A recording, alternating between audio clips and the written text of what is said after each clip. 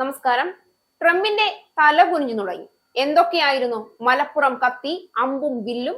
ഒടുവിൽ ഇനി മോദിയുടെ പിന്തുണയില്ലാതെ കാര്യങ്ങൾ മുന്നോട്ടു പോകില്ല എന്ന നിലയിലായി ട്രംപിന്റെ അവസ്ഥ.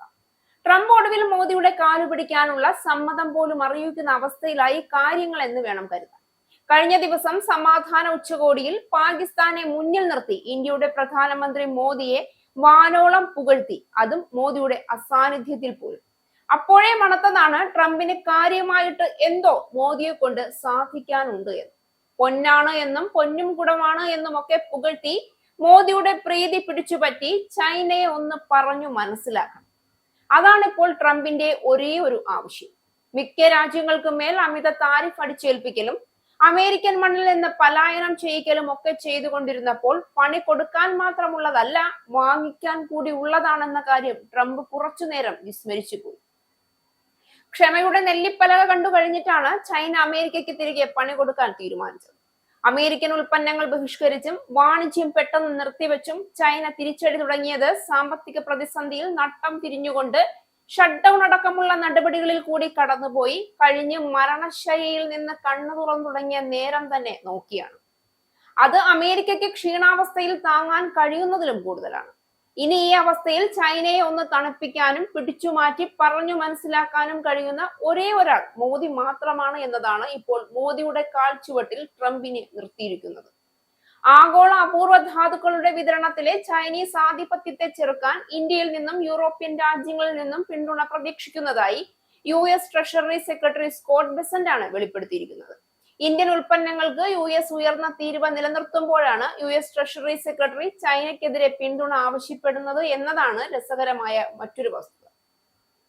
അപൂർവ ധാതുക്കളുടെ കാര്യത്തിൽ ചൈനയുടെ നിയന്ത്രണത്തിൽ നിന്ന് അമേരിക്ക എങ്ങനെ സ്വയം രക്ഷിക്കുമെന്ന ഫോക്സ് ന്യൂസിന്റെ ചോദ്യത്തിന് മറുപടി പറയുകയായിരുന്നു അദ്ദേഹം. ഇന്ത്യയുടെയും യൂറോപ്യൻ രാജ്യങ്ങളുടെയും പിന്തുണ പ്രതീക്ഷിക്കുന്നുവെന്ന് അദ്ദേഹം കൂട്ടിച്ചേർത്തു. ഇത് ചൈനയും ലോകവും തമ്മിലുള്ള പോരാട്ടമാണ് എന്നും അവർ ലോകത്തിന്റെ മുഴുവൻ വിതരണ ശൃംഖലയ്ക്കും വ്യാവസായിക അടിത്തറയ്ക്കും നേരെ തോക്കു ചൂണ്ടിയിരിക്കുകയാണ് എന്നും അത് അനുവദിക്കില്ല എന്നും സ്കോട്ട് ബെസന്റ് പറഞ്ഞു.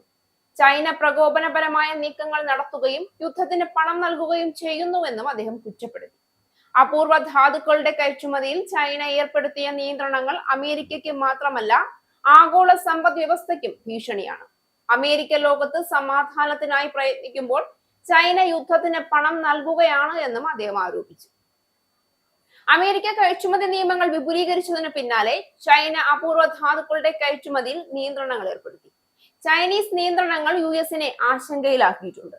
ഈ നീക്കം US പ്രതിരോധ മേഖലയെ ബാധിക്കുമെന്നും വരാനിരിക്കുന്ന വ്യാപാര ചർച്ചകളിൽ അമേരിക്കൻ പ്രസിഡന്റ് ഡൊണാൾഡ് ട്രംപിനെതിരെ ചൈനീസ് പ്രസിഡന്റ് ഷീ ജിൻപിങ്ങിന് ശക്തമായ മുൻതൂക്കം നൽകുമെന്നും ഉദ്യോഗസ്ഥർ മുന്നറിയിപ്പ് നൽകി. US പ്രതിരോധ വകുപ്പിന്റെ അഭിപ്രായത്തിൽ F-35 fighter jet, Virginia, Columbia class അന്തർവാഹിനികൾ, പ്രിഡേറ്റർ ഡ്രോണുകൾ, ഡോമാഹോക്ക് മിസൈലുകൾ, നൂതന റഡാർ, കൃത്യതയോടെ ലക്ഷ്യമിടുന്ന ബോംബ് സംവിധാനങ്ങൾ എന്നിവയ്ക്ക് അപൂർവ ധാതുക്കൾ ആവശ്യമാണ്. ചൈനീസ് നിയന്ത്രണങ്ങൾ ഈ മേഖലയെ പ്രതികൂലമായി ബാധിച്ചേക്കും. ഇന്റർനാഷണൽ എനർജി ഏജൻസിയുടെ കണക്കനുസരിച്ച് ചൈന അപൂർവ ധാതു വിതരണ ശൃംഖലയിൽ വ്യക്തമായ ആധിപത്യം പുലർത്തുന്നുണ്ട്. ആഗോള ഖനനത്തിന്റെ 60%, ശുദ്ധീകരണത്തിന്റെ 90%-ലധികവും ചൈനയുടെ കൈവശമാണ്. നിലവിൽ US-ലേക്കുള്ള അപൂർവ ധാതുക്കളുടെ ഇറക്കുമതിയുടെ ഏകദേശം 70% ചൈനയിൽ നിന്നാണ് വരുന്നതെന്ന് US ജിയോളജിക്കൽ സർവേ കണക്കാക്കുന്നു.